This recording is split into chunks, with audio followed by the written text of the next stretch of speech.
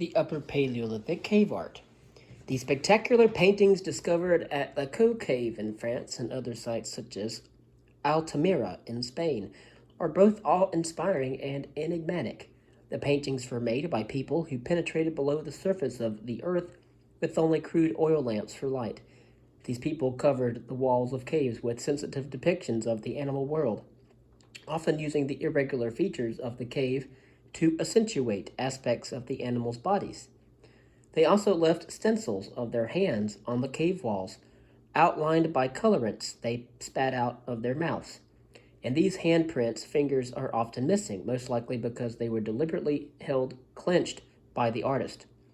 Not only did these people paint the caves, but also they incised the outlines of animals, often overlaying image over image in a dizzying mat of lines. Oddly enough, depictions of human figures are extremely rare in caves. Most of the paintings are of animals. Abstract forms such as grids and dots are also found as well. The earliest known painted cave is also one of the most recently discovered. Chauvet Cave was a chance discovery made by amateur spelunkers. Imagine their shock when they looked around by the light of their torches and saw walls covered with panthers, battling rhinos, and bears. An extensive program of radiocarbon dating at Chauvet Cave indicates that there were two periods of cave painting. The earlier phase was between 37,000 and 33,000 years ago. It was during this period that most of the black paintings were drawn on the cave walls. The latter phase, between 31,000 and 28,000 years ago, corresponds to charcoal markings on the cave walls. The tradition of cave painting continued throughout the Upper Paleolithic.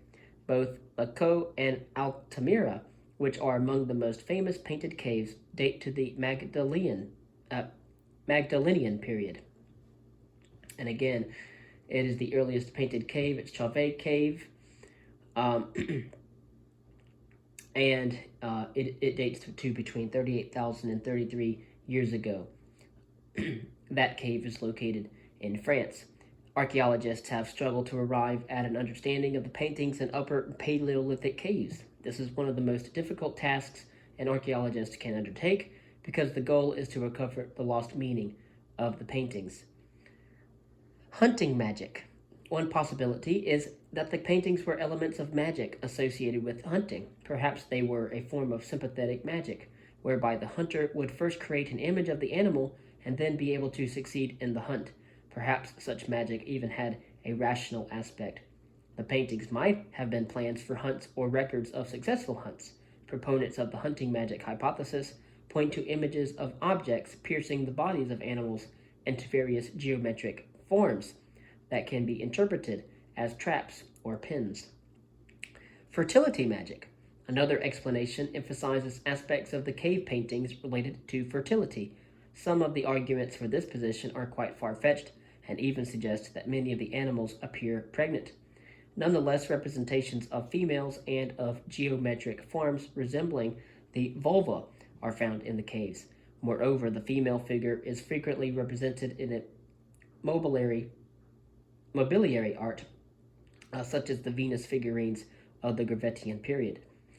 Shamans and trances. Both the hunting magic and fertility magic hypotheses emphasize the potential role of cave paintings as elements of magical practice. The conception of magic in these explanations is that it helps people arrive at an end or address their anxiety about the outcome of an unpredictable undertaking. Another approach to magic stresses the individual mystical experience of the sorcerer or shaman, who acts as an intermediary between humans and the supernatural realm. A number of archaeologists think the practice of cave paintings link the practice of cave paintings to shamanism and trances. The existence of images of humans transforming into animals, such as the lion-headed man figurine for Hohenstein, suggested that shamans may have played a role in Paleolithic society. Certainly, the very aspect of entering caves to create a painted world suggests that the cave painting had a powerful spiritual component. However, whether one can explain the paintings as direct representations of what shamans visualized while in a trance or under the influence of hallucinogens remains open to much debate and question. Then there is mythogram. The theories just discussed view the painted cave as the accumulation of numerous unconnected events. People went down into caves to practice magic or to experience a trance. A rather different perspective is proposed by archaeologists who see the cave as a structured whole. From this perspective, the caves in their entirety are to be read as a mythogram, expressing a sophisticated metaphysical system. Such a hypothesis raises a number of questions, such as why would people create a mythogram in a deeply buried cave? Why are the images overlain, sometimes many times over? Nonetheless, there is value to approaching caves as a whole entity that expresses fundamental ideas held by the group. Artwork made on objects that cannot be transported is not limited to the inside of caves. In the Coa Valley in Portugal, incised drawings of animals on exposed slabs of rock have been dated to the Upper Paleolithic. Luckily, these unique drawings were discovered before the completion of a dam in the valley. Intense lobbying by the archaeological community led to the Portuguese government to halt construction of the dam and create a park in the Coa Valley. Body ornamentation. Bone beads, pierced animal teeth, and pierced shells are found throughout the Upper Paleolithic. It is assumed that these objects were worn as necklaces or attached to clothing. Studies of impressions found on burnt clay at the site of Dolny Vestanis have identified woven textiles and basketry made from plant fibers. In an innovative study, Olga Sofer has identified depictions of headgear and other clothing on the Gravettian Venus figurines. A rather unusual line of evidence links the development of clothing with the spread of modern humans. Human body lice evolved from head lice and are adapted to living in clothing. A genetic analysis of human lice places the origin of body lice at around 70,000 years ago and indicates that body lice probably first evolved in Africa. Kittler and colleagues suggest this data indicates that clothing was a surprisingly recent innovation. However, it remains unclear whether body lice are adapted to any type of clothing, including hides, or whether they are specifically adapted to textiles. In relation to site structure, a number of open-air Upper Paleolithic sites have produced evidence of huts. Often the existence of huts is inferred from the distribution of artifacts. At Mezherik in the Ukraine, a large circular mass of mammoth bones has been interpreted as the remains of a structure. Extensive horizontal excavations of open-air Magdalenian sites in the Paris Basin have allowed archaeologists to reconstruct the locations of tents that have left no physical trace. The distribution of animal bones and artifacts makes it possible to determine whether the walls of tents once stood. In a particularly innovative study, data on the spatial distribution of artifacts and a large number of refit cores at the site of Etioles have been combined to produce a picture of the organization of stone tool manufacture. This study demonstrated that the most experienced knappers worked on the best materials in close proximity to a central hearth, while less expert knappers worked on lower quality flint at the edges of the habitation. At the site of Pensivant in James Enlow was able to use refit animal bones to track the sharing of meat between habitations. Although some Upper Paleolithic sites are quite large, there is no evidence that any of them included more than 2 or 3 structures at any given time. Margaret Conkey has interpreted some late Upper Paleolithic sites as aggregation sites where hunter-gatherer groups from a large territory would come together for a brief time. Concerning subsistence, there is clear evidence that the Upper Paleolithic inhabitants of Europe were hunters. There is also limited evidence of fishing, particularly in the latter part of the Upper Paleolithic. Upper Paleolithic hunters often focused on herd animals, including reindeer. Unfortunately, we know little about how plant resources were utilized during this period. Some archaeologists see evidence that some Upper Paleolithic societies engaged in the management or control of animals. One possibility is that some groups mapped their own mobility onto the seasonal movements of a particular herd of animals. Evidence of this practice is found among modern Lap reindeer herds.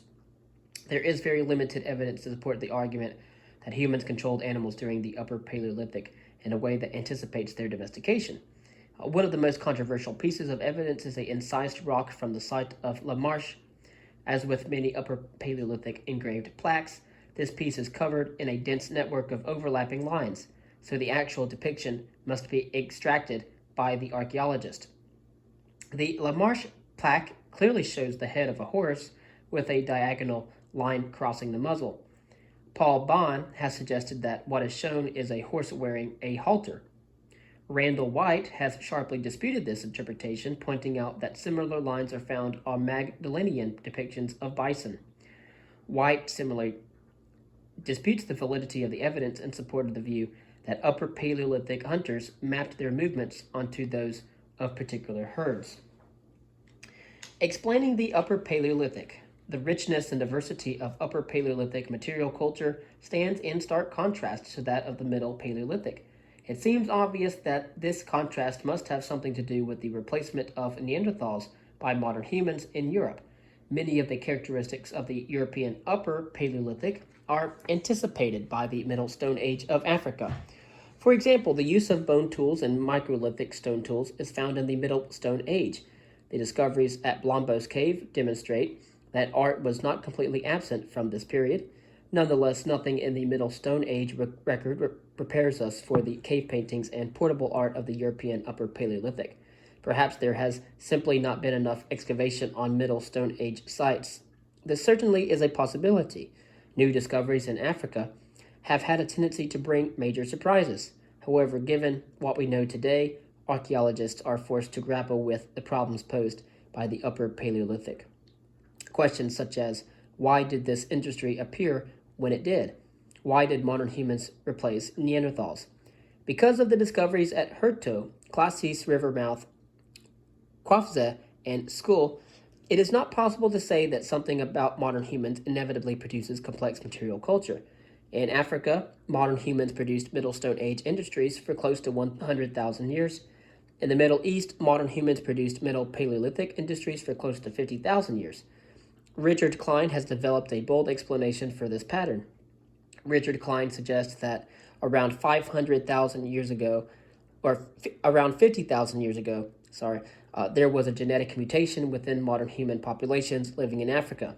This mutation did not lead to a change in the morphology of the skeleton or the size of the brain, but it did cause changes in the organization of the brain, given its neuroplasticity, giving modern humans the cognitive capacity for language. Armed with this new capacity for language, the affected populations experienced explosive growth and expansion, possibly because of a mutation in the organization of the brain. Modern humans replaced Neanderthals because modern humans had the cognitive capacity for language. Modern humans made symbolic artifacts because humans who use language will inevitably make such objects. One of the strengths of Klein's proposal is that he sees the Upper Paleolithic as a part of a global transformation of human culture. He links the Upper Paleolithic with the emergence of the African Latter Stone Age, which also saw an increase in the use of clearly symbolic objects, and with the colonization of Australia and the Americas, which we will go to next. Klein's scenario is plausible but difficult to prove. How does one identify a mutation that had no effect on skeletal form? How do we know that the modern human at Herto did not have language? One of the major challenges facing Paleolithic archaeologists is to devise alternative hypotheses for the replacement of Neanderthals by modern humans and for the dramatic innovations found in the Upper Paleolithic. In the next readings, we will go over the peopling of Australia and the New World. And so we will go over the dispersal of modern humans as a global process reaching across Australia and the North America and South America. To wrap up, the earliest modern human fossil was found at the site of Herto, Ethiopia, and was dated to between 160,000 and 154,000 years ago. The Middle Stone Age is characterized by 1. A wide diversity of stone tool industries produced by using prepared core technologies. 2. Evidence of sophisticated bone tools. 3. Hunting and the use of fish and shellfish. And 4. Modest evidence of artwork. Modern humans are found at the sites of Skull and Kafsa, Israel, in layers with a Middle Paleolithic industry dating between 120,000 and 80,000 years ago. This date is earlier than that of the Neanderthal sites in the Middle East. The three theories of the relationship between modern humans and Neanderthals are the multi-regional hypothesis, the out of Africa hypothesis, and the hybridization hypothesis. The earliest modern human fossil in Europe dates to 36,000 years ago, while the most recent Neanderthal fossil dates to between 33,000 and 27,000 years ago. The Middle to Upper Paleolithic transition corresponds to the appearance of modern humans in Europe and includes the development of new types of stone and bone tools and the dramatic appearance of a wide range of symbolic artifacts. One explanation for the Middle to Upper Paleolithic transition and the replacement of Neanderthals by modern humans is that modern humans were unique in possessing the cognitive capacity for language.